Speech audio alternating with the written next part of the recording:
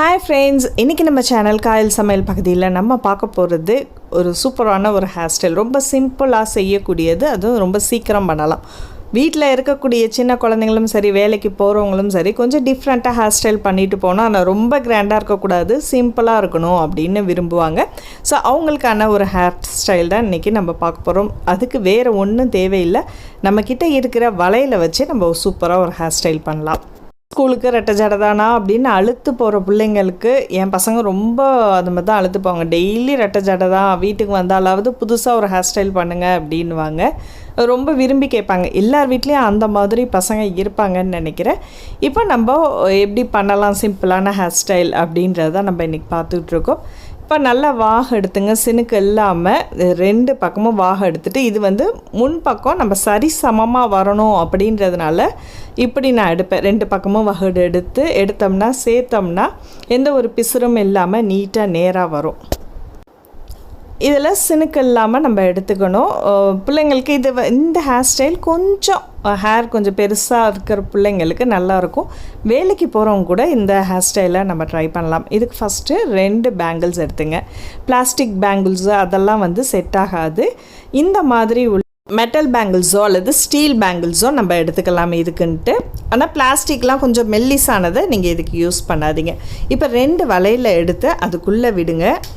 இப்போ அந்த 2 பேங்கிளில் கீழே உள்ளதை மேலே பிடிச்சி இழுத்துக்குங்க. மீதி இருக்கிற முடியை உள்ளே விட்டு எடுங்க. இப்போ நீங்கள் கண்டினியூஸாக பார்த்துக்கிட்டே வந்தீங்கனாலும் உங்களுக்கு புரியும். இல்லைன்னா லாஸ்ட்டில் உள்ள வீடியோவில் தெளிவாக நான் கொடுத்துருக்கேன், அதையும் பார்த்தீங்கனாலும் புரிஞ்சிக்கலாம்.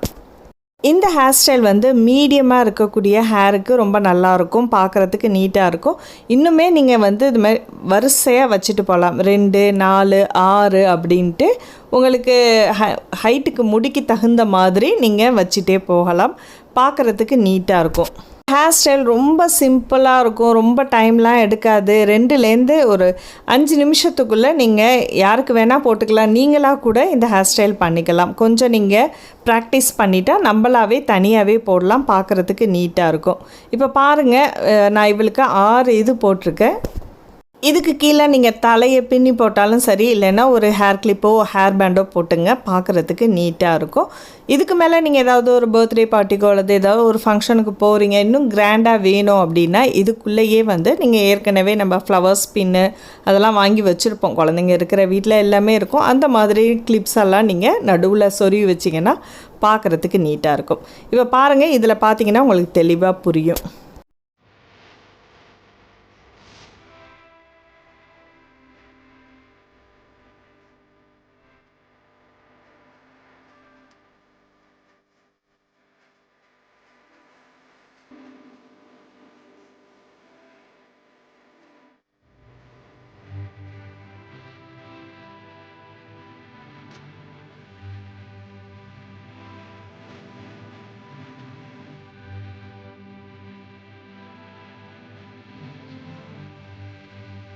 ரொம்ப சிம்பிளாக செய்யக்கூடிய ஒரு ஹேர் ஸ்டைல். உடனே இப்போ பார்த்துக்கிட்டு இருந்தாப்புலே கையில் 4 வளையல் எடுங்க. உங்கள் பசங்களுக்கு லீவில் தான் இருப்பாங்க வீட்டில், உடனே ஈவினிங் செஞ்சு விட்டுடலாம். ரொம்ப சிம்பிளாக செய்யக்கூடியது. நீங்கள் விருப்பப்பட்டால் இனி வாரத்துக்கு 1 முறையோ அல்லது மாதத்துக்கு 2 முறையோ இந்த மாதிரியான குழந்தைங்க ஹேர் ஸ்டைல் நம்ம வீடியோவில் பார்க்கலாம். இந்த வீடியோ உங்களுக்கு பிடிச்சிருந்துச்சுன்னா மறக்காமல் லைக் பண்ணிவிட்டு உங்கள் கருத்துக்களை ஷேர் பண்ணுங்கள். அடுத்த ஒரு இன்ட்ரெஸ்டிங்கான வீடியோவில் சந்திப்போம். நன்றி.